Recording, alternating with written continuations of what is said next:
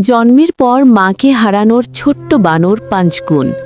Viral ভিডিওতে punch নামের ছোট্ট বানর জাপানের ইচিকাওয়া সিটি জুলজিক্যাল অ্যান্ড বোটানিক্যাল গার্ডেন্সের সম্প্রতি ভাইরাল হওয়া ছোট্ট বানর পাঞ্চকুন ইতিমধ্যে সামাজিক মাধ্যমে ছড়িয়ে পড়া ভিডিওর মাধ্যমে সবার মন জয় করেছে।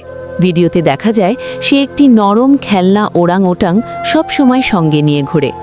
পাঞ্চ ২০২৫ সালের জুলাই মাসে জন্মায়, কিন্তু জন্মের পরপরই তার মা তাকে পরিত্যাগ করে। সাধারণত ছোট বানরের জন্য মায়ের সান্নিধ্য খুবই গুরুত্বপূর্ণ, নিরাপত্তা, উষ্ণতা আর মানসিক ভারসাম্যের জন্য। কিন্তু পাঞ্চ জন্ম থেকেই মাতৃস্নেহ থেকে বঞ্চিত। জন্মের পরই যখন তার মা তাকে ছেড়ে চলে গেল, তখন সে হয়তো বুঝতেই পারেনি মা শব্দটার মানে কি। কিন্তু অনুভূতি তো ভাষা ছাড়াই বোঝা যায়। যেমন কোনো ছোট্ট মানুষ শিশু হঠাৎ মায়ের কোলে না পেলে কাঁদতে কাঁদতে চারপাশে তাকায়, মা কোথায়?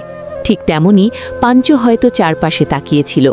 মায়ের বুকের উষ্ণতা নেই, মায়ের শরীরের গন্ধ নেই, ভয়ের সময় জড়িয়ে ধরার কেউ নেই।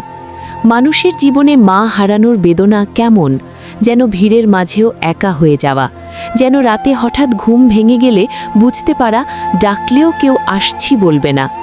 পাঞ্চ যখন অন্য বানরদের কাছে গিয়ে বন্ধুত্ব করতে চায় আর তারা তাকে এড়িয়ে যায়, তখন সেই ছোট্ট হৃদয়টা হয়তো ভেঙে যায়।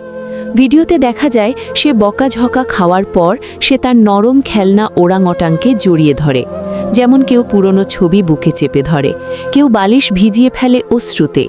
পাঞ্চের সেই খেলনাটা হয়তো তার কাছে মায়ের প্রতীক, একটা নিরাপদ আশ্রয়, একটা নীরব সান্ত্বনা। ভেঙে পড়েও আবার বাঁচার চেষ্টা, কাঁদার পরেও হাসার চেষ্টা, হারিয়ে গিয়েও ভালোবাসা খোঁজার চেষ্টা। মাকে হারানোর ব্যথা পৃথিবীর সব প্রাণীর জন্যই এক। ভাষা আলাদা, কান্নার শব্দ আলাদা, কিন্তু বুকের ভেতরের শূন্যতা একই রকম গভীর। ছোট্ট কাঞ্চ যখন জন্মায়, পৃথিবীটা তার কাছে ছিল শুধু একটা উষ্ণ বুকের স্পর্শ।